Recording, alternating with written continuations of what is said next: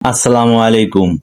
আজকের ভিডিওতে আমরা খুব পরিচিত একটি অ্যান্টিবায়োটিক সিরাপ নিয়ে বিস্তারিত আলোচনা করব, মক্সাক্লাভ সিরাপ। এই ভিডিওটি দেখার পর আপনি জানবেন মক্সাক্লাভ কি, এটি কিভাবে কাজ করে, কখন ব্যবহার করা হয়, ডোজ ও সঠিক ব্যবহারের নিয়ম, পার্শ্ব প্রতিক্রিয়া এবং গুরুত্বপূর্ণ সতর্কতা। আর ঔষধটি প্রস্তুতকারক কোম্পানি স্কয়ার ফার্মাসিউটিক্যালস লিমিটেড। চলুন বন্ধুরা, শুরু করা যাক। মক্সাক্লাভ কি?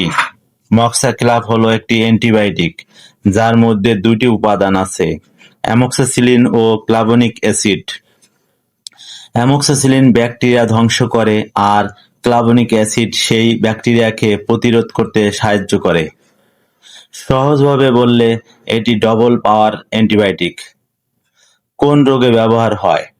গলা ও টনসিলের ইনফেকশন, কানের ইনফেকশন, সাইনাস ইনফেকশন, ফুসফুসের ইনফেকশন যেমন ব্রঙ্কাইটিস, নিউমোনিয়া, ইউরিন ইনফেকশন, ত্বকের ইনফেকশন।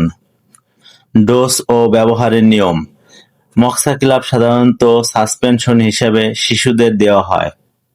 শিশুদের ক্ষেত্রে ডোজ নির্ভর করে বয়স, ওজন ও রোগের ধরন অনুযায়ী।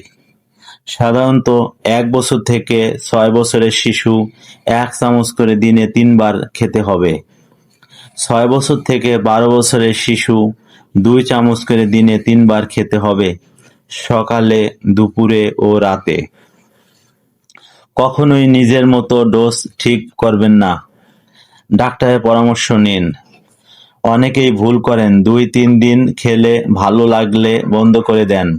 এটা একদমই করা যাবে না, কারণ পুরো কোর্স শেষ না করলে ইনফেকশন আবার ফিরে আসতে পারে, ব্যাকটেরিয়া রেজিস্ট্যান্ট হয়ে যেতে পারে। তাই ডাক্তার যতদিন বলেন পুরো কোর্স শেষ করুন। প্রিয় বন্ধুরা, প্রতিদিনের স্বাস্থ্য বিষয়ক পরামর্শ পেতে আমাদের হোয়াটসঅ্যাপ গ্রুপে জয়েন করুন। ভিডিওর ফার্স্ট কমেন্টে ও ডিসক্রিপশনে লিংক দেওয়া হলো। অবশ্যই সাবস্ক্রাইব করে যুক্ত হবেন, 24 ঘন্টা প্রাথমিক সেবা পাবেন। পার্শ্ব প্রতিক্রিয়া। মক্সাক্লাভ সাধারণত নিরাপদ, তবে কিছু পার্শ্ব প্রতিক্রিয়া হতে পারে, যেমন বমি ভাব, ডায়রিয়া, পেট ব্যথা, ত্বকের র্যাশ, কোষ্ঠকাঠিন্য ইত্যাদি। গুরুতর লক্ষণ: শ্বাসকষ্ট, মুখ বা গলা ফুলে যাওয়া দেখা দিলে দ্রুত ডাক্তারের সাথে যোগাযোগ করুন। সতর্কতা: এই ওষুধ ব্যবহারের আগে কিছু সতর্কতা জেনে রাখা জরুরি। যদি পেনিসিলিনের অ্যালার্জি থাকে, লিভার ও কিডনির সমস্যা থাকলে অবশ্যই ডাক্তারকে জানাবেন। আজকের ভিডিওতে আমরা জানলাম সিরাপ মক্সাক্লাভ সম্পর্কে বিস্তারিত। মনে রাখবেন, নিজে নিজে অ্যান্টিবায়োটিক ব্যবহার করা বিপজ্জনক হতে পারে। এই ভিডিওটি শুধুমাত্র সচেতনতার জন্য। কোনো ওষুধ সেবনের আগে অবশ্যই রেজিস্টার্ড চিকিৎসকের পরামর্শ নিন। ভিডিওটি ভালো লাগলে লাইক দিন, বন্ধুদের সাথে শেয়ার করুন। নতুন নতুন স্বাস্থ্য বিষয়ক ভিডিও পেতে সাবস্ক্রাইব করুন। আপনার মতামত জানাতে কমেন্ট করুন।